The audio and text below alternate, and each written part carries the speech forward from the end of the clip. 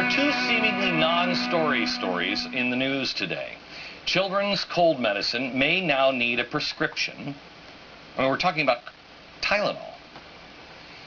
And Michelle Obama would like to make carrots and apple slices the default option on menus. You'll have to ask for fries. It won't come with fries.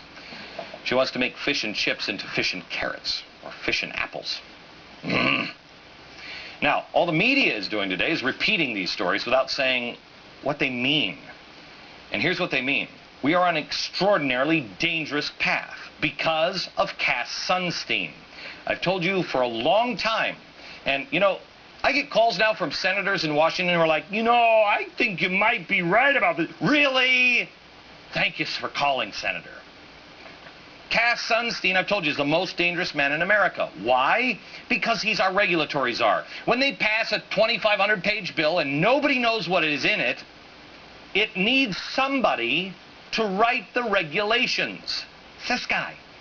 And this guy believes, and you can read about it in his book, Nudge, instead of giving people maximum freedom and the ability to make real choices for themselves, he believes there's too many choices, too much information available. I mean, it leaves people confused, unable to make good decisions. Why? Because, using his words, people are like Homer Simpson. Well, are you like Homer Simpson?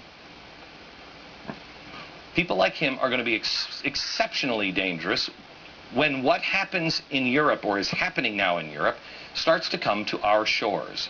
On the Business Insider, there was a story that was on what's going on in Europe. There's a chart that breaks down where the overwhelming majority of riots and attacks are originating from. Because, I don't know if you saw this, there are attacks. Islamicists, 89 attacks. Separatists, 268 attacks.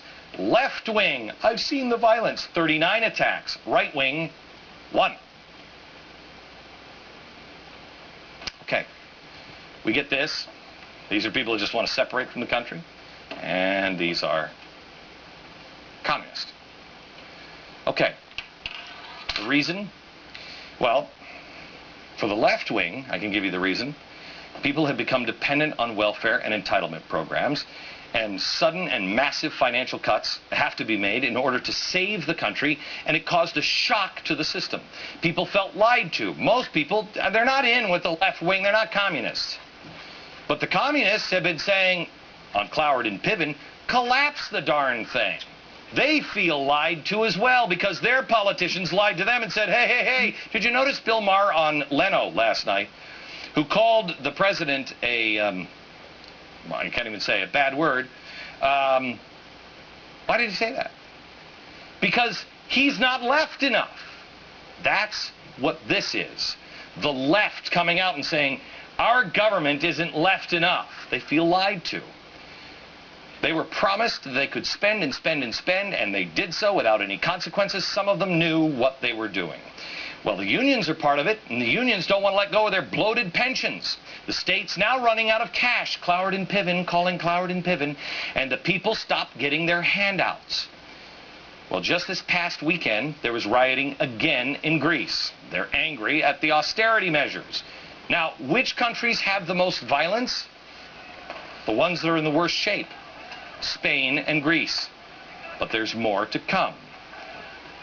Because now it's coming to, what was the country that just had Cass Sunstein's co-author of Nudge? Oh yeah, England. England. The unions in England are starting to call for get out in the streets. It just depends on how bad the government is screwed up. And when people figure out how bad things are, it starts to come to the surface. In America, we know that a lot of it is bad. But a lot of people in America still don't believe that unrest could come to our shores, that America will ever change. You just wait till the federal government starts doing what California did last year and hand out IOUs instead of tax refunds. Naturally, that will never happen. Because there's good news and bad news on this one. The good news is the federal government will never give you an IOU, ever, ever. The bad news is why? Because they have a printing press and they'll just print more money. I mean, why would you give somebody a worthless piece of paper that says IOU on it when they can just give you a worthless piece of paper that says, in God we trust on it? America, you're going to be presented with a choice. The Cass Sunstein crowd will tell you that the free market has failed, that we need administrators and regulations to make sure it never ever happens again. Regulators because people are greedy or they're like Homer Simpson, and the government is the answer. They want to hold your hand, redistribute the wealth. And they're going to do it all around the globe, because remember, this now is a global community. We're all interconnected. Workers of the world unite. That's not just a slogan anymore. Gee, where did I hear that? Where did I hear that? Workers of the world unite?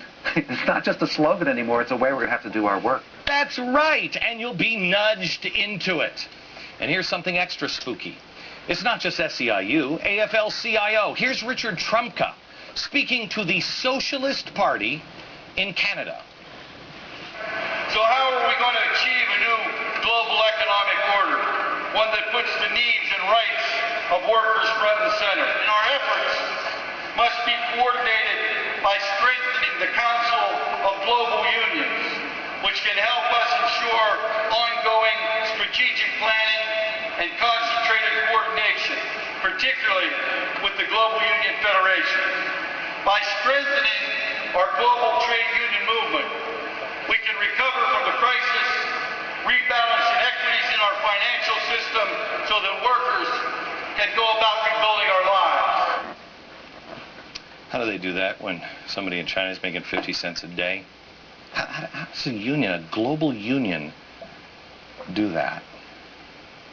Especially if you're the country on the decline. Why wouldn't you just throw in with the other countries where there's nothing but growth? The media is not going to give you the truth on this nudge towards bigger government and eventually global government, but I will. We've taken it now from French fries to global government. French fries to medicine to global government. But where do you go from here? How do you get to riots? How do you get there? Well, you get there from collapsing the system, which will nudge you into a global government. And if that's not enough, or maybe to help the system collapse, you have riots. We'll show you that piece next.